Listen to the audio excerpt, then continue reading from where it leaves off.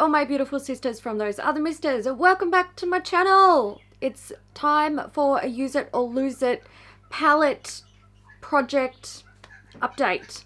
So last month I had a few palettes in my project. I had the Urban Decay Naked Heat, I had the Wet n Wild Bed of Roses, I had some singles from Makeup Geek, these three on the bottom it was, and I had the Colourpop Super Shock Pressed Pigment in Baby Talk. So let's start with this because I'm getting rid of it. I purchased this because I was looking for a red from Colourpop, and it's very difficult to tell on the website what is actually what, and it does appear to have some redness to it, but once you apply it, it's really pink. It pulls really pink on the eyelid. If you can hear that car revving, it's my neighbor. They like to play with cars, and they just I gotta, they're boys. They like to rev their car 20 times before they actually fucking drive it. So anyway, this eyeshadow does have a lot of red tones to it, but it is a heavy pink red, and I don't like that. It actually irritates me a lot. So I'm not going to keep it. I'm going to get rid of it because I won't use it. And when I do use it, like if I forget, if I'm like, what was that like again? Because I haven't used it in 6,000 years. I'll use it and I'll be annoyed that it's in my collection. So she goes. Now, the Makeup Geek, they're all staying. I'm keeping all of these. These are nice eyeshadows. So the ones on the top I've already been playing with this year. I know I like them. And the ones on the bottom I really like as well. But you can get a bit of a vibe of what I enjoy as like my darker mattes. Really love cool tones, red and purple. Schmick, and then like the darker the brown the better, basically. That one's sort of a chocolatey brown, but these are all nice. I've been enjoying them. They work easily with like all looks. That one's called Americano if you're curious. So these guys can stay because they're a little bit like, they're good all-rounder shades for me. Moving into palettes, let's start with Bed of Roses. I really enjoyed this little palette. Look, it's a color story that's right up my alley, but essentially we've got like a dark matte red, a dark matte purple, and then there's this beautiful sort of cool toned taupey purpley shade right there. Little bit of pink in it, tiniest bit of pink, but it just makes it look a little bit different, and you can see it's sort of duochrome. This more like reddy burgundy, it's not burgundy, it's more like almost like brick orangey red. That does pull quite pink in person, but the orange tones in it makes it look like a poor man's Stylishly Merry. Is that fair? Like, it doesn't have the flip and the sparkle that Stylishly Merry does, but it's got the same kind of vibes, the same sort of pinky, orangey, yellowy vibes, and darker on the spectrum. Anyway, I like this little palette. I got along with it really well. I'm holding on to that one. She stays. Urban Decay Naked Heat palette. I'm not even gonna lie. I still don't know what to do with this.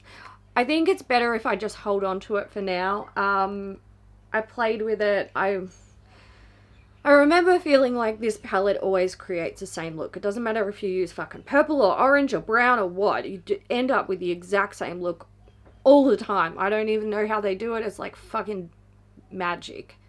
Bad magic, but magic.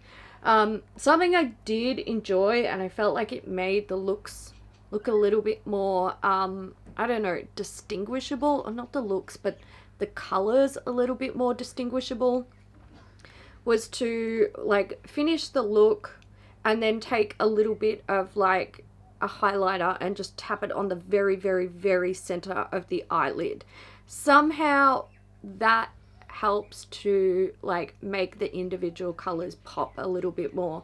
I did try it with this one here, Ounce, but this is like a really sort of chalky ugh, it's fucking gross. I don't even know why it's in there. It's just, ugh, I don't, maybe I should just get rid of it. Ugh, fuck it. You know what? I'm just gonna get rid of it. It's nothing special. And like, legit question, 12 pans, right? Why are there like fucking, look at these shimmers. So there's 4 shimmers, satins. I'm gonna kill you, Fly. I'm feeling quite angry about this palette right now, and you come in here and I will mate, don't underestimate my anger right now. All right, so let's look at these. Let's get these swatches off my finger so I can spray the shit out of that fly. So these are the shimmers, which are not, oh, they're like, I don't know, they're just so dull and boring. I don't really understand Urban Decay's formula. Like, their mattes are nice, but they're like, anything that's meant to bring like light and dimension to the eye, it's so lackluster. It's like standing in a fucking dim room. But this is pretty much, this is it. If you've got a really dark shade, it looks so muddy on the eye. I don't even know what's in there. I definitely need to get rid of this palette. And then you've got 3 like mid-tone shimmers that all look exactly the same. This is why like this palette, all of the looks come out the same. Anyway, I will probably be happier if I just get rid of that and don't deal with it, because I feel like I can say more negative things about it than I can positive things, which means I shouldn't keep it. Now for the new things that I am popping into the project. Let's start with singles. So these right here are the last of my Makeup Geek singles, except this itty bitty red one, which is like a little sort of sample pan from Inglot. If Inglot sold eyeshadows this size in their standard like repertoire of, or standard catalog, I would be smitten, because that's really all you need, especially when you are sitting here with like fucking palettes coming out your asshole.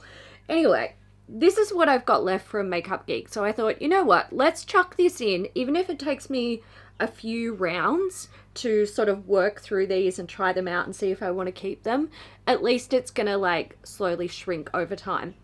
And each time I do an update and I decide I want to keep one, I will pop it back in this palette. Also, every time I show this palette, people ask me where I got it. I got it off eBay. I'm also going to chuck in some of my NARS singles. Now, the reason why I'm going to do this is because I'm probably going to look at like really whittling down my singles collection. I don't have a lot of single eyeshadows in like single compacts like this.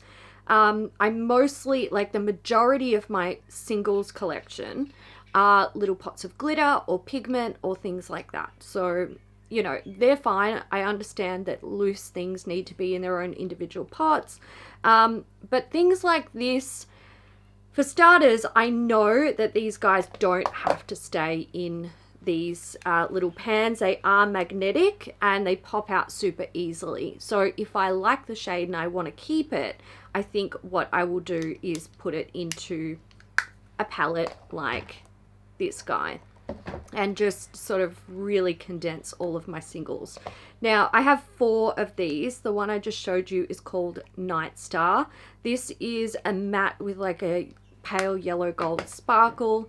I also have Hammamet II, which is sort of like a cool toned, oh, what are you? Sort of, look, I'm not digging the formula, but we'll give him a go.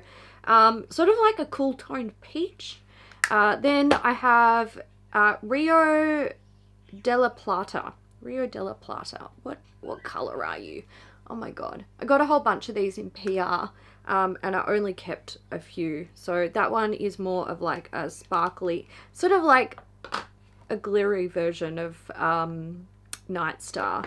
But there we go. That one is really pretty. Oh, she probably stay. And then I have Verona, which is a gorgeous, oh, it's quite light reflective in the pan, but this is a really, really, really pale sort of grey lavender shade. Again, stunner. Anyway, I want to have a play with them, decide if I want to hold on to them or not. For my small palettes, I am bringing in the NARS Danger Control palette. So recently, you guys would have seen I did an eyeshadow palette collection video and a little declutter. And it actually turned out to be not so little. Not so little. I got rid of like a quarter of the palettes that I actually owned. I didn't actually expect to do that, but I feel really good about it. So, you know, there's that. There are still a few palettes floating around in my stash that I'm not 100% sure about. This is one of them, which is why I'm throwing it in. I want to have a play with it. Next are my big palettes, and I decided to bring in two Too Faced palettes from the tin range.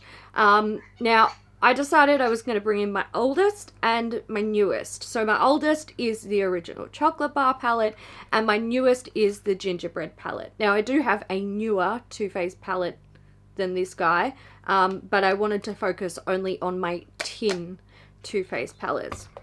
So original chocolate bar still smells like chocolate.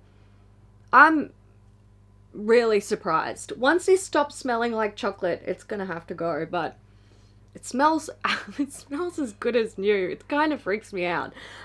Anyway, this is what it looks like. I can't say I'm super drawn to this at this stage, and there's a chance that if look, it looks very boring, but it's probably going to create some beautiful looks, and I remember it always creating beautiful looks, but maybe I'll get rid of it if I'm not vibing with it.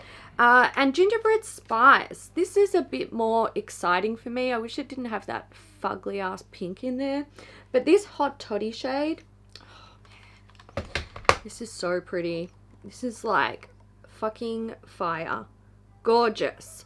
So anyway, I thought I'd bring them in, have a little play with them, and yeah, reacquaint myself with these guys. So that's it for my Use It or Lose It project palettes update for mid-September.